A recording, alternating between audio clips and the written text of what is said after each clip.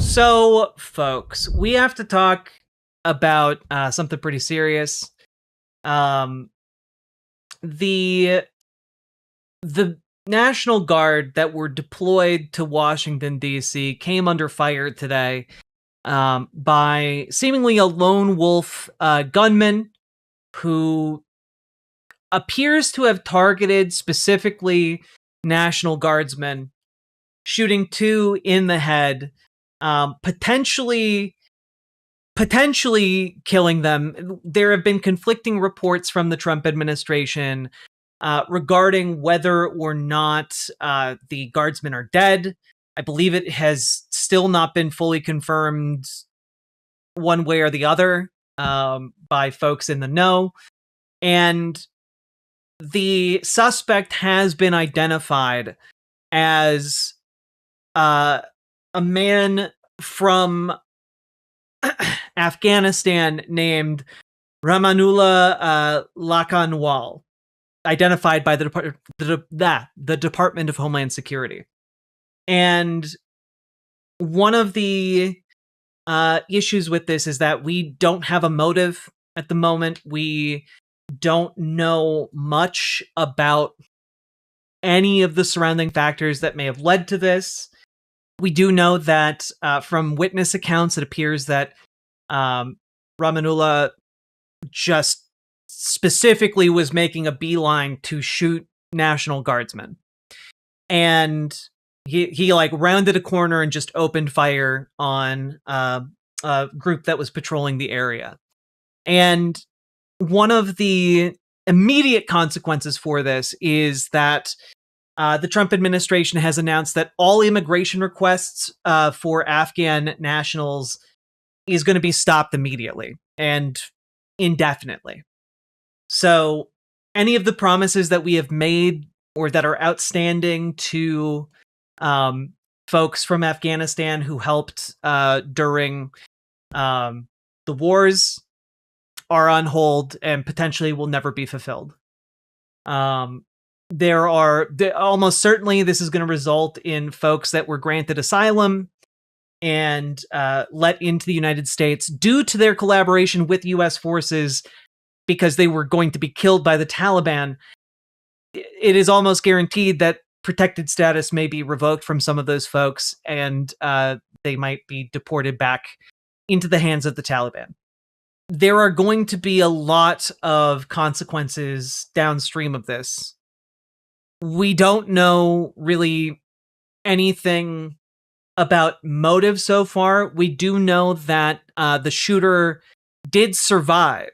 He was shot, but appears to be still alive. He's receiving medical attention. It remains to be seen whether or not the shooter will live. And what we do know about the shooter is pretty sparse. We know that he came here and sought asylum because of his role in the Afghan army, and was granted it by the Trump administration earlier this year. So what happened between earlier this year and now, we don't really know yet. Part of the reason I've been pushing this coverage towards the end of stream is because I wanted to try and get as much information as possible, but we just don't know that much about him. The Trump administration, however, does know about him, and we know that because the Trump administration, again, granted him asylum this year, granted him protected status to reside in the United States this year. And so there's a lot of moving pieces here, but obviously Republicans, especially Donald Trump, have already rushed to put forward their version of a narrative that is preciously slight on facts, we'll say. And it basically, they're going to use this to fearmonger. They're going to use this to push their anti-immigrant narratives. They are going to use this. Guys, didn't he come here in 2021? Yes. But being granted asylum takes time. It's not, you aren't immediately granted asylum when you come here.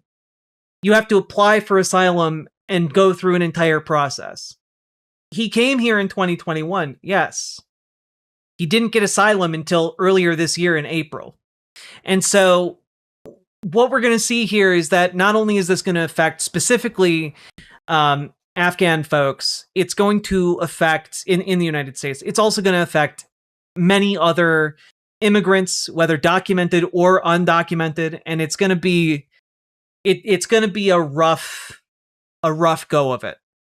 It's really a tragedy because, of course, there's the tragedy of the National Guardsmen being shot, potentially being killed, but also it is a tragedy for all of the people who are going to be hurt downstream of this in every corner of this country. Some people were calling this cis-man trans yet again. Yeah, because again, the knee-jerk reaction from Republicans isn't to wait for any actual data. It's to use the opportunity to fearmonger and vilify. It doesn't matter if the shooter wasn't trans. It doesn't matter if there was like some kind of personal, motivation. It doesn't matter that we don't know the motivation yet. It's just, scary brown person. Yes, no, we must, all immigrants bad. We must get rid of all of them until we find out what is going on.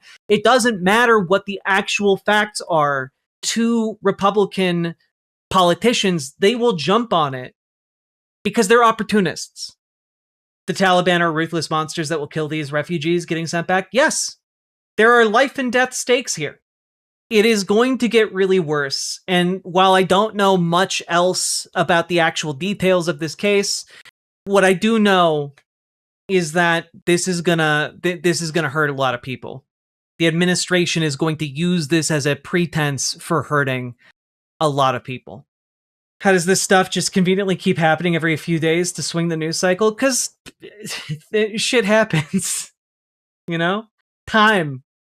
It's a hell of a drug. But that's where we're at right now. And I'll keep you guys updated with more information as it becomes available, but we're probably not going to get that until tomorrow at least. So with that being said, feels like a false flag. It really doesn't have to be a false flag. Like, when you have people in this country pushed up against a wall and put under so much stress and pressure just to stay alive, and there's no options for any kind of mental health help really for so many here. Like, sometimes people just break.